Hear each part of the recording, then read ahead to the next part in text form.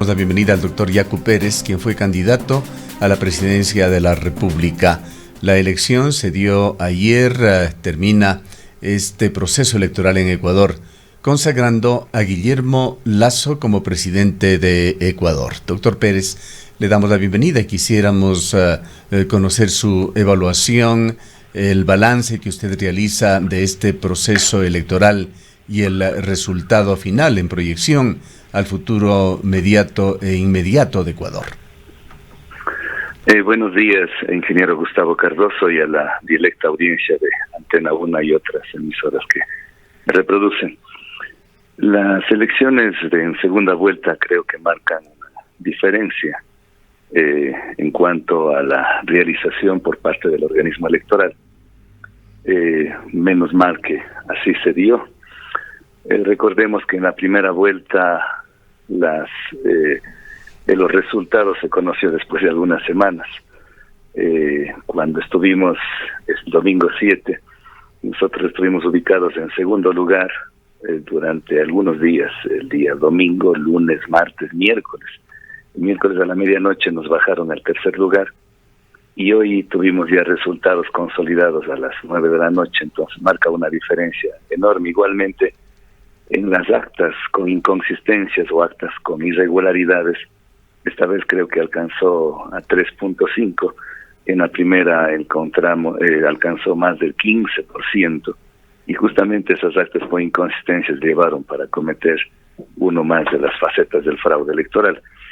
Y otro tema que creo que llama la atención es nosotros, sin haber hecho campaña alguna, más que un acompañamiento al final, y bueno, por las redes eventualmente, hemos estado indicando, reflexionando sobre el voto, y que el voto nulo alcance en las provincias de Azuay, Bolívar, Tungurahua, Chimborazo, Cotopaxi, el segundo lugar, y en otros muy cerquita, está casi pegado en otras provincias al segundo candidato.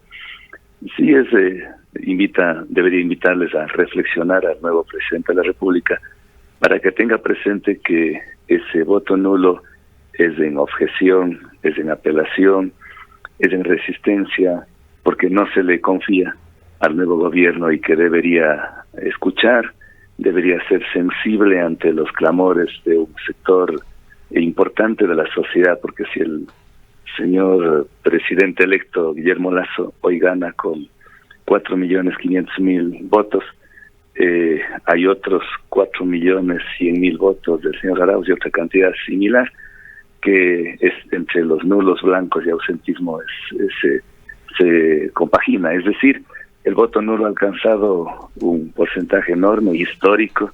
Nunca antes se había visto esa magnitud, pero lo que más sorprende, reitero, es que nosotros no habíamos utilizado ni franjas electorales, ni dinero alguno para hacer propaganda, afiches, ni nada de eso, sino solamente con este llamado, y fue la población indignada del fraude que castigó en las urnas con este voto nulo. En cuanto al voto nulo, doctor Pérez, Pachacutic y usted también señalaron que era una respuesta, una estrategia para deslegitimar al gobierno que iba a ser elegido. Cualquiera de los dos candidatos podía hacerlo cuando se realizaban estas declaraciones. ¿En qué medida cree usted que se ha logrado ese objetivo? Yo pensaba que podríamos llegar, tal vez, hay que ser sinceros en la vida, dije a un 20%, no llegamos al 20%, casi el 17%. Estuvimos cerca, pero sobre todo, reiteramos, es un voto castigo, sancionador, que está objetando, que está resistiendo, porque el fraude se dio, no es que esto es solamente una apreciación mía, porque algunos me dicen, los correístas o los lacistas me dicen mal perdedor. No, yo sí pierdo una elección, sería el primero en reconocer y felicitar al que gana, pero no al que gana de manera deslegitimada, con fraude. El día domingo salió una publicación en el New York Times, que es una de las prensas más divulgadas del mundo. Son millones de personas que leen el New York Times. Y ahí el titular es evidente, dice: el candidato más votado no se encuentra en la boleta, o sea, en la papeleta. Y después hace una descripción de todo lo que pasó. y que realmente el que debía estar en segunda vuelta era el candidato de Pachacuti. Igual lo dijo el propio señor Arauz en el debate presidencial, que quien debía estar ahí en el debate no era el señor Lasso. Pero bueno, no es esto una situación que ya pasó, ya nosotros no vamos a este rato estar ni interpelando recursos de revisión ante el Tribunal Contencioso Electoral, ni ante la CIDH, ni organismos internacionales, porque es la política de los hechos consumados. Pero sí, en cambio, queda evidente que hay un sector importantísimo de la población que está muy indignada, que les dolió más que a uno mismo, porque yo le digo con absoluta sinceridad, no es una obsesión de mi parte hacer culto a la personalidad y ser presidente de la República. No, a mí me encantaría, si el señor Lasso declara las fuentes de agua libre de minería, si para el extractivismo petrolero y lucha contra el calentamiento global y permite libre ingreso a las universidades, a la juventud ecuatoriana y baja las tasas de interés y combate la corrupción que se va en chorros de dinero ahí en el SRI, en aduanas, seré el primero en reconocer sus méritos. Y todos queremos que un gobernante, yo cuando salgo del país, y creo que nos pasan a muchos, y cuando decimos del Ecuador y dicen el Ecuador, al Ecuador se le conoce por la corrupción, se le conoce porque votan presidentes, se le conoce porque tienen un presidente de izquierda, pero súper prepotente, que criminaliza. No quisiéramos tener esa imagen hacia afuera, sino quisiéramos tener una imagen como a nivel de Europa, Suiza, bueno, casi todos los países de Europa, o a nivel de América Latina, Costa Rica, que se habla bien de un país con una cultura política mejor, una buena educación. Quisiéramos eso, ¿cómo no quisiéramos reconocer? Y seremos los primeros en reconocer, pero yo dudo que esto pueda pasar con el gobierno del señor Guillermo Lasso. Quiero equivocarme, pero el chuchaqui, la decepción, la frustración en unos pocos meses vendrá, cuando vengan las privatizaciones, cuando vengan vamos a hablar de eso, las recetas del Fondo Monetario Internacional que nos aplique. Continuemos por unos instantes analizando lo que se dio el domingo en las urnas. Una lectura que queda es que de cualquier manera, más allá de la alta votación del voto nulo que se ha dado no solamente en Azuay, también en otras provincias del país, parte de los votos de la primera vuelta que fueron para Pachacuti, en esta ocasión fueron a la derecha, a Creo y al Partido Social Cristiano. Basta analizar los resultados globales de lo que fue la primera vuelta con respecto a la segunda en la provincia de la Azuay. Sin duda, eso es evidente, los resultados, los números no mienten. Nosotros en la primera vuelta ganamos en 13 de las 24 provincias. Es decir, ganamos en Cotopaxi, Tungurahua, Bolívar, Chimborazo, Cañar, Azuay, Loja, ganamos en Sucumbíos, Orellana, Napo, Pastaza, de ahí vendría Morona, Santiago, Zamora, Chinchipe. Es decir, en las 6 provincias de la Amazonía ganamos, y ganamos en las 7 provincias de la Sierra Ecuatoriana, provincias grandes como Azuay, como Tungurahua, como Chimborazo, como Loja, entre otros. Y justamente esos votos, muchos de ellos fueron a parar al candidato Guillermo Lasso. En Tungurahua gana Lasso, en Chimborazo gana Lasso, en Loja me parece que también gana Lasso, en Azuay gana Guillermo Lasso, en la Amazonía entiendo que en 1 o 2 provincias no gana Guillermo Lasso, gana Arauz, pero en el resto 4 provincias gana Guillermo Lasso, y así entonces sí, se fueron hacia allá. Y yo tengo una lectura ahí que nuestros compañeros, nuestros dirigentes, las bases, sobre todo las bases, yo diría, porque de nada serviría que el señor Jaime Vargas haya hecho campaña abiertamente hacia el señor Arauz, y en su propia provincia de Morona, Santiago, ganamos nosotros en primera vuelta y ahora en segunda vuelta gana el candidato Guillermo Lasso y su candidato pierde, es decir, está completamente sin peso político sus palabras. Entonces se fueron allá y decía la razón, porque fuimos 10 años perseguidos, 10 años criminalizados. Yo recuerdo que un debate fuerte que tuvimos en Pachacuti, en Quito, para optar por el voto nulo, compañeros que yo no les creo jamás que ellos estaban buscando un puestito con el gobierno de Lasso. La prefecta de Orellana, Guadalupe Llori, ella decía, pero compañeros, no podemos esperar que vuelva otra vez y nos criminalice. Claro, porque Guadalupe Llori fue 11 meses encarcelada por el pecado de defender sus asignaciones. Se tomaron los pozos petroleros y vino el caso Dayuma en el 2009.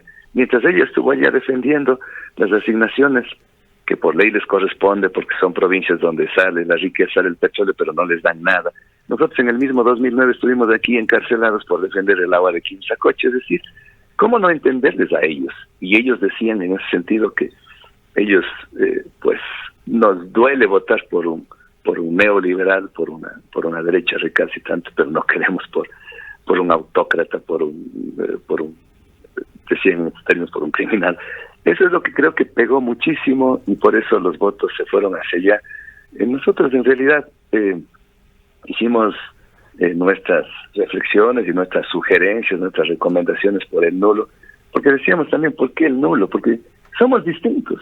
No somos ni como Arauz, de ese populismo, de ese progresismo conservador, ni de la derecha neoliberal. Somos distintos, somos una tercera vía, 1, 2. Cualquier gobierno, si nosotros hubiésemos optado por uno de los candidatos, claro, ese porcentaje, recordemos en el 2017 el 6% fueron nulos, ahora son casi el 17%, es decir, 11 puntos pueden irse a Lasso y salía doctor Pérez.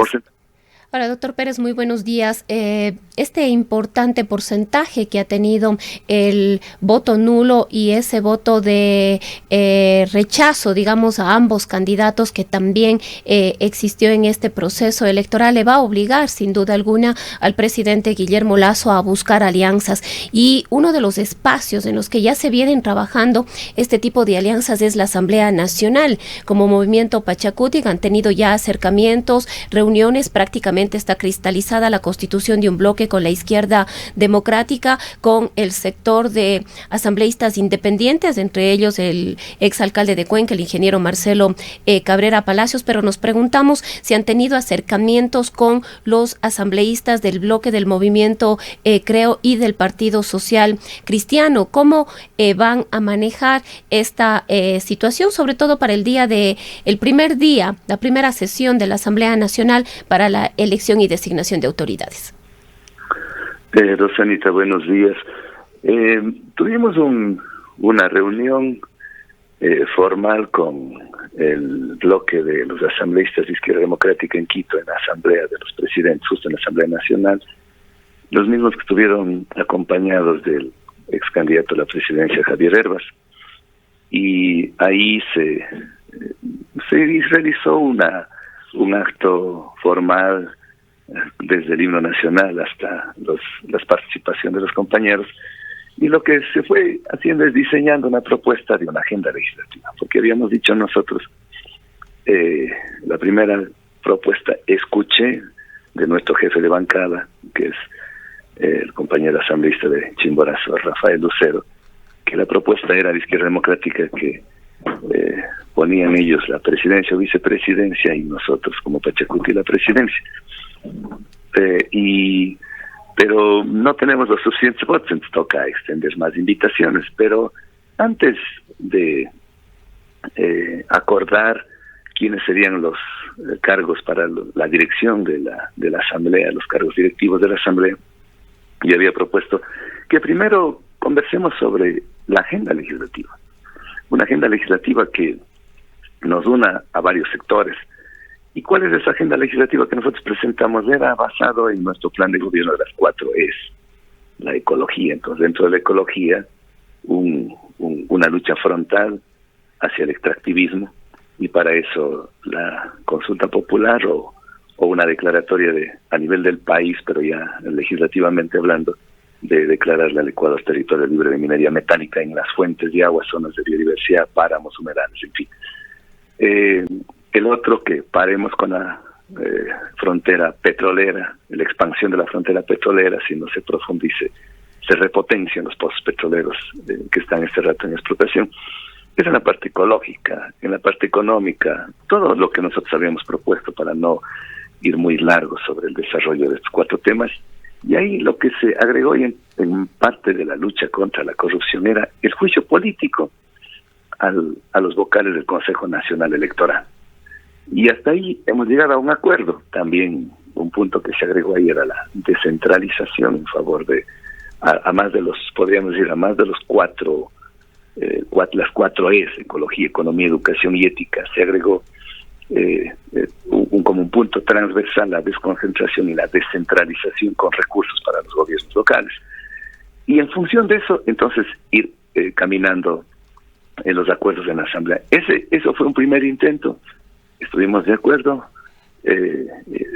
Ahí estuvieron todos los nuestros, los 27, claro, unos a través telemáticamente y otros presencialmente en la Asamblea, y de Izquierda Democrática la mayoría estuvo, unos pocos también telemáticamente, y nos indicaron que estaban también presentes independientes, pero como la reunión se prolongó un poquito, después cuando les pedimos que alguien intervenga, si alguien está de los independientes, nadie participó, pero nos indicaron que sí estuvieron 2 asambleístas inicialmente.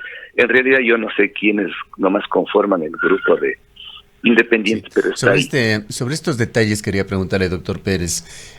Percibimos en declaraciones, incluso declaraciones suyas, no en este medio de comunicación, pero las leímos o las escuchamos en algún otro lado, que había una duda dentro de Pachacutic en cuanto a la solidez de este bloque de 27. Sobre todo se pensaba que si ganaba UNES, Unión por la Esperanza, con el señor Arauz, la presidencia de la República, iba a haber un desmembramiento parcial de Pachacutic. Algunos legisladores iban a transitar hacia una mayoría que intentaría configurar Alianza País. Quisiéramos que nos comente sobre este tema, contrastado con este otro escenario que se ha dado ya, que es el triunfo de Guillermo Lasso, la conformación de este movimiento Minca por la justicia social y la libertad, que se lo discutió hace 8 días. Dicho sea de paso, ayer Marcelo Cabrera nos decía que el día de ayer mismo iban a tener otra reunión de los denominados independientes, que pueden llegar hasta un número de 12 para decidir cuál va a ser su posición. Mientras miembros de Minca por la Justicia Social, me refiero para ser concreto a la asambleísta Suayo Rodrigo Fajardo, nos dijo que ellos contaban por seguro con 7 independientes, que podrían ser hasta 12. ¿Cómo se encuentra esta situación? Pero iniciemos por esas dudas que existían sobre la solidez de Pachacutic en el otro escenario. Sin duda, si ganaba el candidato Arauz, nosotros teníamos un riesgo de que podríamos perder unos 5 o 6 asambleístas. Una posibilidad, no es seguro, una posibilidad de perder, porque siempre el poder es muy seductor, tentador, y podría llevarse, porque estaban acostumbrados a manejar así el correísmo. Ventajosamente eso no sucedió, entonces yo creo que ahora se va a consolidar, pero ni aún así, porque en la historia del Parlamento se ha visto, y sobre todo ahí es donde más se explica la representación política del país, y lo que decía, si la memoria no me es infiel, Andrés F. Córdoba, que en política se tuestan granizos, podría también suceder aquella situación. Pero bueno, ahora el panorama es distinto. Creo que ojalá pueda consolidarse. Siempre los bloques no son así. Ahora mismo que hay un acuerdo con Izquierda Democrática, pero ese acuerdo, mientras no esté consolidado, mientras no esté no sé la palabra, en términos jurídicos sería yo le diría amarrado, ejecutoriado, asegurado. Sí, no podríamos decir ya, es así, quién sabe, puedan moverse muchas cosas, pero tenemos al menos la iniciativa y la esperanza que con Izquierda Democrática se pueda llegar a un acuerdo, aunque ahí también hay la mitad, me parece que estaba por el nulo, más próximo a Arauz, y el otro mitad era con el candidato Guillermo Lasso, de lo que la información que tuvimos y lo que ha sido públicamente conocido. Entonces, ahora yo entiendo que se va a consolidar, ojalá, ese bloque, y ahí habría que ver quiénes más ingresan, porque de parte de Alianza, UNES, conocíamos que habían 4 precandidatos a la presidencia, el señor Muñoz, la señora Correa y algunos más, y ahí había una discusión, pero bien fuerte, bien agria. Ahora entiendo que es otro escenario y entiendo que ahora sí ya ellos buscarán tal vez hacer alianza con otros. Vamos a ver, mañana tenemos una reunión. ¿Ustedes propondrán, doctor Pérez, el nombre de Salvador Quispe para presidir la Asamblea Nacional? Él es uno, pero tenemos 2 nombres en realidad. Y el otro es de Guadalupe Llori. Yo he insistido en que Guadalupe Llori es una lideresa con mucha firmeza, fortaleza. Fue 3 veces prefecta de la provincia de Orellana, y en honor a las mujeres ella sería nuestra candidata. También es el compañero Salvador Quispe, cualquiera de los 2, pero aquí en realidad quienes van a tomar la dirección es Pachacuti Nacional, el coordinador nacional con el jefe de bancada, y me han pedido que yo les acompañe también en este proceso. Ahí estaremos, porque no queremos que cada uno maquiavélicamente vaya y busque un acuerdo sin importar las directrices de Pachacuti Nacional. Doctor Pérez, bueno, un tema incidental. Esto de la frase de tostar granizo, hasta donde conocemos, es de Remigio Crespo. Sin embargo, hay polémica sobre eso. Ojalá alguna de varios historiadores que hay en la ciudad de Cuenca, algún historiador se pronuncie para conocer a ciencia cierta esta frase, sin duda célebre y que refleja mucho de lo que pasa en Ecuador en la política.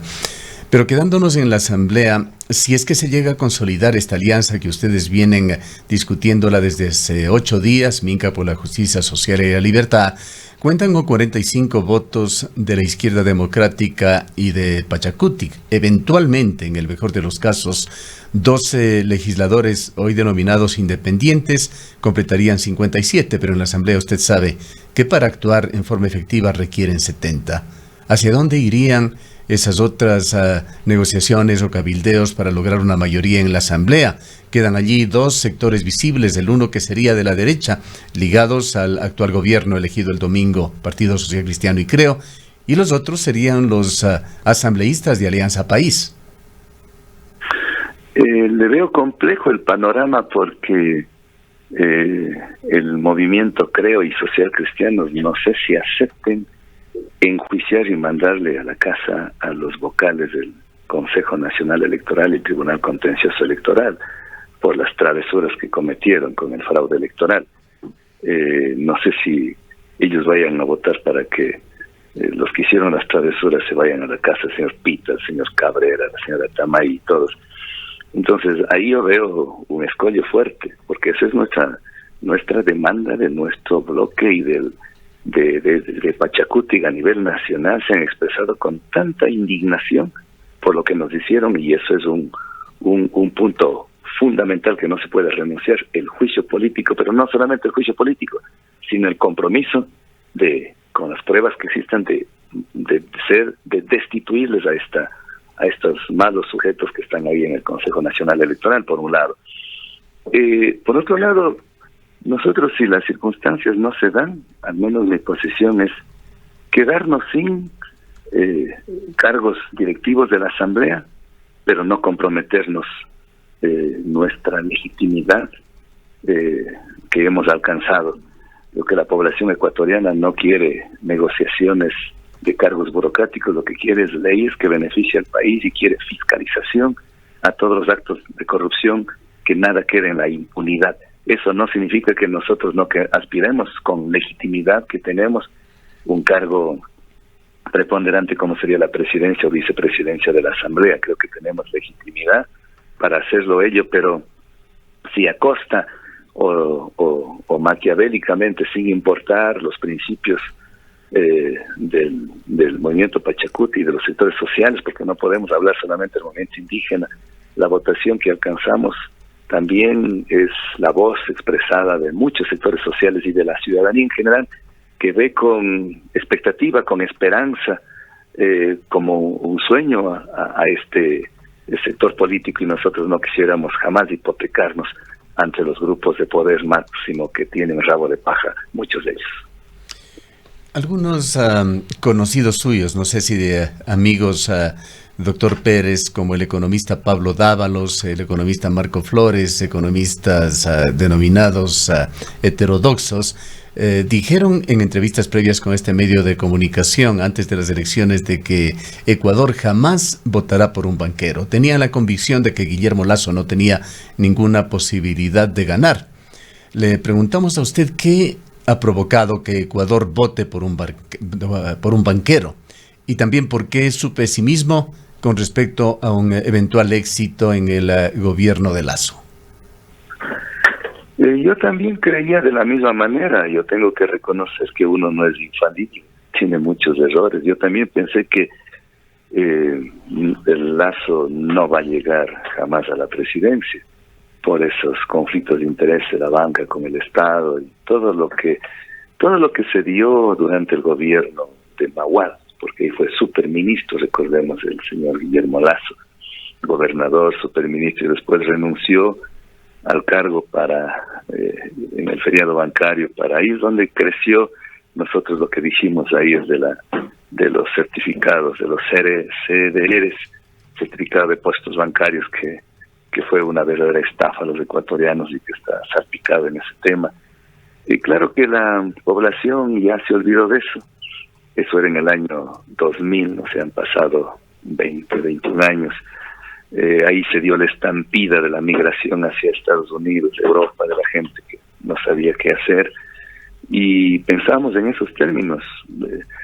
Aunque yo en los últimos días vi que había un crecimiento, mis compañeros decían, Jacob, perdóname, pero yo no puedo permitir que Correa vuelva, me vas a disculpar, yo no voy a votar nulo, voy a votar por Correa. Y me llamaban muchas personas. Y yo les decía, pues, ¿qué puedo hacerles? Ustedes son dueños de su libre determinación y ustedes verán, pero mi posición es orgánicamente el nulo. Entonces ellos ahí conversamos. Ahí veía la corriente y mucha gente en las calles. Aquí en Cuenca mismo vi que empezó a haber un mayor crecimiento hacia él y pensamos que va a estar bien reñido y que probablemente ganaba Lasso, como se dio.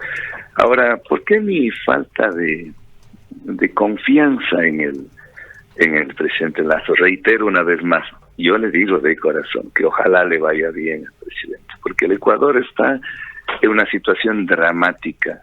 Conozco vecinos, amigos de todo el país que están saliendo a Estados Unidos, pero una estampida como ahora ya no necesitan la visa a México, llegan, pero en el mismo aeropuerto ya les cobran, y yo pensé que ya, como ahora a México ya no se requiere visa, ya el costo de los coyoteros habría bajado el valor para llevar a Estados Unidos. No, siguen pagando 15, 17 mil dólares, y no importa, se endeudan, hipotecan sus terrenos y siguen saliendo. Entonces, ¿cómo no desear que nuestro país pueda salir adelante y parar esta emigración, el desempleo, el subempleo, la desnutrición crónica de nuestros niños? O sea, la situación caótica, dramática y de yapa en términos de nuestro quichua, la COVID-19. Es decir, vivimos una situación gravísima, pero a la vez, ¿por qué mis dudas del señor Guillermo Lasso? Primero por el tema del feriado bancario, después porque él ha estado cogobernando desde Maguad hasta el señor Moreno. Él estuvo muy cercano con el actual presidente Lenín Moreno, tenían relaciones. Ahí podemos ver en la Asamblea Nacional cómo han sido las votaciones por la ley humanitaria, la relación que tenía la señora María Paula Romo, que decía si él llegaría a ganar sería mi ministra de gobierno. Es decir, tenían una relación tan pero tan estrecha entre el señor Guillermo Lasso y Lenín Moreno. Y tercero, porque recuerdo que llegamos a Quito ante el Consejo Nacional Electoral y ante las cámaras, a vista de los ecuatorianos, de la misión de la OEA, acordamos llegamos a un acuerdo que se llamaba histórico, ahora todos los cosas lo llaman de histórico, pero ahí se llegó al acuerdo que se abrían el 100% de las urnas en la provincia de Guayas y el 50% en 16 provincias del país. Al día siguiente, rompió el acuerdo, no honró los acuerdos. Si eso hace de candidato, de presidente con el poder, ¿qué más hará? Entonces, hay algo, doctor Pérez, que es importante y que toma relevancia nuevamente. Usted en una entrevista que nos dio, ya una vez definido el paso a la segunda vuelta, habiéndose quedado usted afuera y cuando empezaba a promover el voto nulo, nos dijo que Guillermo Lasso le había ofrecido ministerios. Luego lo dijo también en otros medios de comunicación y esto trascendió en el país. Decimos que esto adquiere relevancia, pues habla también de un posible estilo del nuevo gobierno. ¿Realmente hubo esta oferta por parte de Guillermo Lasso? Y le preguntamos de allí también, ¿en qué términos cree usted se habrán dado acuerdos políticos que logró el actual futuro gobierno de Guillermo Lasso con otros sectores, incluyendo aquí en la provincia de La Suay, por ejemplo, el actual legislador elegido Marcelo Cabrera? Yo creo que hay que transparentar la política y no deberíamos quedarnos solamente en secreto a voces. Eso se da, eso es real. A mí el señor Guillermo Lasso me ha estado llamando, escribiendo, porque el día de ese encuentro en el Consejo Nacional Electoral le conocí por primera vez al señor Lasso. Ahí tuve la oportunidad de conocerle, de cruzar palabras, de debatir y todo. Y ahí me pidió el número de celular y yo le di mi número. Él me dijo, anota el tuyo. Anota el mío, me decía, y le anoté, y de ahí tengo unos pocos mensajes que me ha indicado que cuando conversamos, en fin, ahí no me ha hecho de manera explícita ni frontal ninguna propuesta, pero a través de otras personas allegadas a él me ha pedido que trabajemos en una agenda común, que tú deberías ser el ministro del Ambiente y del Agua porque esa es tu línea, ¿quién más que tú sabes de eso? ¿O quieres la parte social, la parte de la agricultura? ¿Quién más que tú conoces la parte de la agricultura o tu gente? Busquemos qué más agendas tenemos para que los espacios puedan. Pero tenemos que salvar al país y no podemos permitir que venga la corrupción y Correa y en fin. Y esto ha sido de algunas personas allegadas a él insistentemente pidiendo que le apoyemos, de ex candidatos a la presidencia, de grupos empresariales. Yo he tenido ahí un bombardeo de llamadas de gente que insistió en eso, y por eso cuando nuestra ex candidata compañera de fórmula, Vilma Cedeño, me mandó eso, dije, pero eso tú vas a publicar. Me dijo, sí, pero tú estás yéndote contra el voto nulo que nosotros habíamos acordado, él nos robó las elecciones. Ella dijo, pero no quiero que venga Correa y ta. Entonces, entiendo que fueron llamadas insistentes a muchas personas y por eso el José Freire, Paul Carrasco, varios se fueron con el candidato Lasso. Y eso va a suceder, usted verá en los próximos días, conocerá, en las próximas semanas conocerá quiénes van a integrar el gabinete.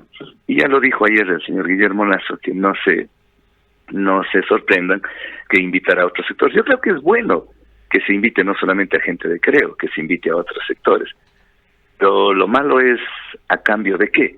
Y eso es lo que a mí precisamente me impulsó a votar el nulo, porque yo no estoy para puestos burocráticos. Ya hemos saboreado un poquito de poder de una prefectura, una concejalía, o cuando estuvimos en Ecuador, Guanacaoy. Pero el poder no es para servirnos, sino es para servir a los demás, y uno tiene que convertirse en el servidor. Pero además, si queremos grandes transformaciones, por ejemplo, para mi provincia, para mi ciudad, yo con un ministerio, ¿qué transformaciones puedo hacer si desde la prefectura tampoco se pudo hacer mayor cosa? Corregir la carretera, la Panamericana, que se comunica desde Quito hasta el sur, que es hasta Riobamba, es en buenas condiciones, de ahí para acá un desastre. ¿Cómo corrijo el tema ambiental en donde en sectores estratégicos hacen y deshacen desde Quito y acá prácticamente nos quedamos pintados en la pared? Ahora, ¿qué pasaba, doctor Pérez, mientras tanto en la otra orilla? ¿Y qué cree o qué le consta se habló entre el señor Arauz y Jaime Vargas? Le preguntamos esto porque de inmediato quiero preguntarle cómo queda el futuro del movimiento indígena. Yo supongo que igual de parte del señor Arauz y del correísmo, porque ahí es el correísmo, el cerebro. Ellos se infiltraron en el movimiento indígena desde hace mucho tiempo. Bueno, no mucho tiempo, sino desde octubre. Y tenían muy buenas relaciones, entiendo, y por ahí... ¿Desde octubre del 2019 se refiere usted o 2020? Exactamente. 2019. 2019, sí, 2019, a raíz del decreto 883 que derogaba el subsidio a los combustibles. Ahí todo estuvo planificado por Ecuador y seguir en una lucha pacífica, una resistencia de hacer hasta bloqueo de vías, todo estuvo planificado, pero resulta que en Quito y en todo el país desbordó solamente la convocatoria de la CONAI del FUT y fue los sectores ciudadanos, pero entonces ahí se aprovecharon los correístas y llegaron y pasó lo que pasó. Y a partir de ahí creo que vino una relación muy estrecha con la dirigencia de la CONAI. Y después ya cuando tocaban definir las candidaturas, yo no recuerdo exactamente de los nombres, pero hubo una fuerte corriente y una presión de que deberíamos hacer alianza con el correísmo al movimiento indígena, para que no entre otros sectores de derecha, en fin. Y eso era contra natura para nosotros. Y ahí es donde me propusieron, por el trabajo que veníamos haciendo en la prefectura y de varias provincias, decían, no puede ser eso. Nosotros vamos sin alianza de nadie, absolutamente solos, como en efecto así ocurrió. Entonces ahí vimos que había una corriente que querían hacer alianza con el correísmo. Y a nivel internacional, el señor Correa estuvo muy preocupado, porque yo, a raíz de ser parte de la CAOI, de la Coordinadora Andina de Organizaciones Indígenas, que dirige los 4 años, tuve contactos con gente de fuera y decía, Correa está cada vez más perdiendo su imagen internacional por todo lo que ha pasado, a pesar de que todavía conserva un pequeño nicho en Argentina. Los obreros de Argentina le ven como el líder de la izquierda latinoamericana, pero cada vez más, y en Europa iba erosionando su imagen. Es la única manera de sostener su imagen era entrar en una alianza muy estrecha con la CONAI y con el movimiento indígena y decir, aquí estamos, esta es la verdadera izquierda, o más bien decir, sí somos de izquierda, aquí está la CONAI y aquí está su presidente. Entonces buscaban a toda costa de mejorar su imagen internacional y para eso entrar en una articulación, una coordinación con Pachacuti, con la CONAI. Ventajosamente eso no sucedió y pues ahora cada vez más se va erosionando y yo sí diría que llegó el ocaso político del correísmo. ¿Cómo queda el futuro del movimiento indígena? Complicado. Después de las elecciones o durante las elecciones sí se consolidó. La muestra es los resultados. En la Amazonía no nos apoyó ni Jaime Vargas ni el presidente de la CONFENIAE. Entendemos que ellos siempre estuvieron con el correísmo, pero no así. Ganamos, nos ubicamos en primer lugar en toda la Amazonía y por eso tenemos también ese bloque de legisladores, o sea, es histórico, 27 diputados, asambleístas. Pero después de esto, para la segunda vuelta sí hubo una fricción porque unos querían irse con Lazo, otros con Correa, y al final se impuso la tesis del nulo. Y ahora que se viene la elección de la CONAI, en donde el correísmo siempre ha querido tomarse, desde que yo estuve de candidato al Ecuarunari 2013, mi contendor fue un correísta, y ventajosamente ganamos las elecciones en Ecuarunari y por eso sostuvimos. Caso contrario, lo que quería el correísmo es hacer exactamente lo que hizo Evo Morales con la CONAMAG en Bolivia. La CONAMAG es el Consejo de Ayllus y Marcas, la organización más grande indígena de Bolivia, que terminó fracturándole en 3 organizaciones. Y eso es lo que quería hacerlo acá, cooptarlo. Y si no coopta, entonces divide para reinar y vencer. Eso es lo que quiso, y sus pretensiones siempre están presentes ahí.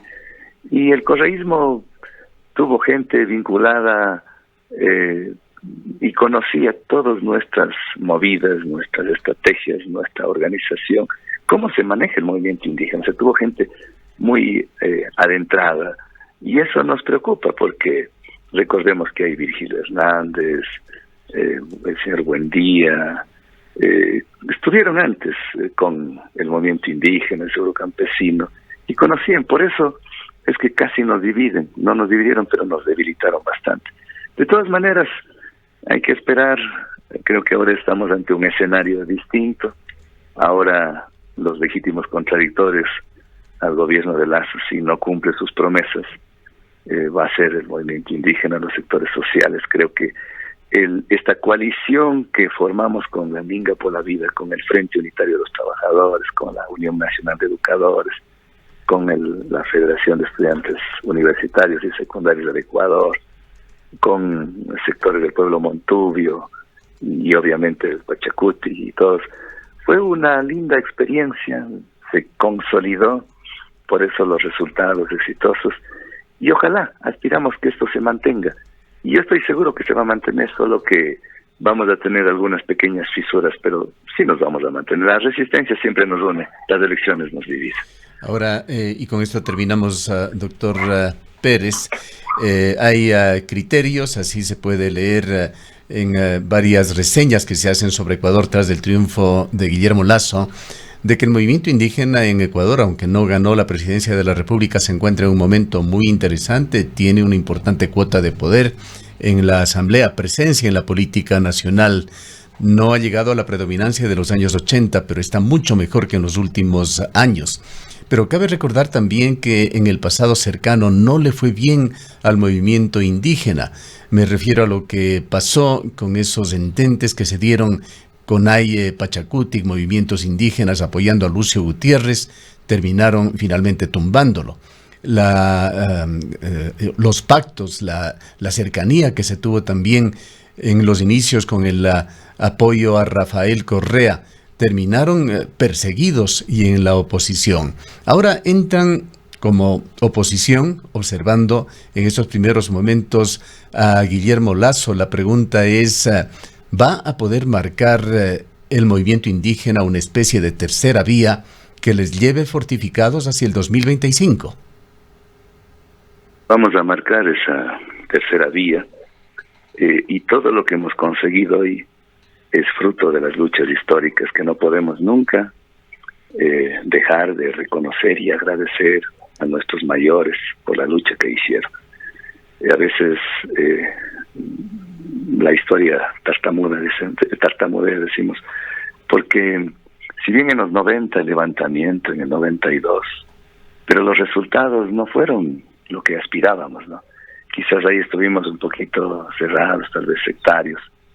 El líder del levantamiento del 90 y 92, Luis Macas, que es una figura importantísima, tuvo 2.3% de la votación en el 2006, donde poquitos apoyamos a él, porque la mayoría se fue en desbandada con el correísmo, y después lo que hizo el correísmo, y claro, algunos se quedaron todavía en el correísmo, hasta ahora mismo. Pero ahora lo que hemos conseguido, obviamente que es histórico, porque solo conseguimos el 20% en 2 momentos, pero no con candidatos propios. Uno fue en el 96 con la candidatura de Freddy Eles, donde Freddy Eles alcanzó creo que 20 puntos, igual que nosotros, que ahora. Y en el tiempo de Gutiérrez, que igualmente fue esa cantidad en primera vuelta para pasar a la segunda. Pero ni Freddy Eles ni Lucio Gutiérrez eran de las entrañas de Pachacuti, sino eran importados. Pero ahora es por primera vez que de las entrañas de Pachacuti, del movimiento indígena del Ecuarunari, de la CONAIE, salimos y tenemos este caudal. Por eso, y quizás la población ecuatoriana vio con buenos ojos y ahora está más atenta, es porque avanzamos hacia otros sectores y no nos encapsulamos solamente en la reivindicación del movimiento indígena, que yo no reniego nunca. Yo soy quichua cañari, pero eso no significa que el resto de la población blanco mestizo, mestizo blanco, indo mestizo, no tengan las mismas problemas, necesidades, aspiraciones, sueños.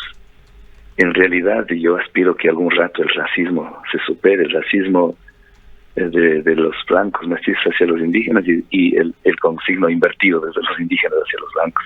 Creo que hay que abrirnos, lo que decía Alberto Einstein. La mente tiene que ser como un paracaídas. Para que funcione tiene que estar siempre bien abierta. Caso contrario, nos encapsulamos y nos volvemos sectarios y eso no va bien. Entonces, ahora con este caudal electoral que se ha conseguido, creo que la responsabilidad es gigante, es mayor, porque todos los pasos que vemos a nivel de la asamblea, a nivel incluso de mi actuación, van a estar mirándose con lupa. Y a mí no me preocupa mucho porque ¿qué me pueden sacar? Y en campaña hicieron lo que hicieron, trataron de exprimirme y extraer todo, pero no tengo nada que puedan sacarme ya para la candidatura a la prefectura y ahora tampoco. Pero sí hay que caminar. Ahora creo que pongo una comparación como que estaríamos caminando sobre una gaveta de huesos, así con una concentración y una prudencia extrema si queremos conservar esta legitimidad, este apoyo electoral gigante, esta legitimidad que tenemos. Y ojalá podamos seguir en ese andarivel. Y eso no significa que nosotros tengamos otra vez una obsesión para el 2025. Brevísimamente, doctor Pérez, ¿qué va a hacer usted estos próximos 4 años? ¿Podemos pensar que va a ser un político profesional de alguna manera observando y posiblemente actuando en lo que hace y deja de hacer el movimiento indígena en Ecuador y con la mira puesta en el 2025? No, porque yo ya retorné a mi estudio jurídico, de donde he podido defender las causas penales, constitucionales, toda mi lucha. No voy a aceptar ningún cargo burocrático al gobierno del señor Guillermo Lasso. No me han pedido que acompañe en la asesoría del legislativo. Si yo acepto un cargo, ahí ya no puedo ejercer lo que toda la vida he hecho, ser un abogado litigante. Me cortan las alas, no voy a aceptar eso tampoco. Voy a acompañarles al bloque cuando me necesiten. Siempre voy a estar sugiriendo, recomendándoles. Y voy a estar aquí en Cuenca, entre Cuenca, Quito, como toda la vida hemos hecho, entre Cuenca y Quito. Seguir dedicados, si me llaman a alguna universidad como lo hicieron antes, iré a la academia, sino leyendo, escribiendo, la chacra, sembrando agua, reforestando, y desde mi consultorio jurídico haciendo de una herramienta, de un arma para defender a los más pobres, a los desválidos y defender sobre todo el agua. Bien, muchas gracias por habernos acompañado en esta mañana, doctor Pérez. Es el doctor Yacu Pérez, ex candidato a la presidencia de la República, un político sin duda muy relevante en este proceso electoral 2021 que cierra con la elección como presidente de la República de Guillermo Lasso. En el Ecaustro, desde hace 20 años, trabajamos día a día para generar la energía que tú necesitas. Hoy, renovamos nuestro compromiso de servir a la región y al país, generando desarrollo con conciencia y conservación ambiental y siempre mirando al futuro. El Ecaustro es energía.